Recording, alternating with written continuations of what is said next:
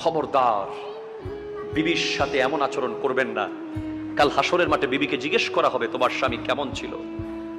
বিবির কথা মতো সিদ্ধান্ত হবে, আপনি জান্নাতে যাবেন না জাহান্নামে যাবেন।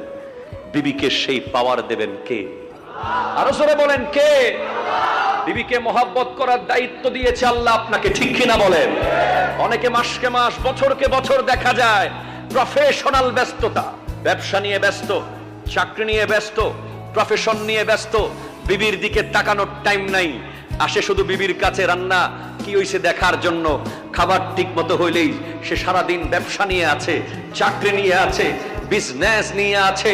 বাসায় আসার পরেও বিবির সাথে কথা বলার তার টাইম নাই। ঘন্টার পর ঘন্টা মোবাইল ফোন নিয়ে ব্যস্ত, বিবির দিকে তাকানোর টাইম নাই। ওই মহিলা, ওই নারী আপনার স্ত্রী, তার সমস্ত ইচ্ছা আকাঙ্ক্ষা আপনার মাঝে এসে পূরণ করবে। সুতরাং আপনার উচিত হবে বিবির জন্য প্রতিদিন কিছুক্ষণ টাইম ব্যবহার করা, বের করে নেওয়া, বিবির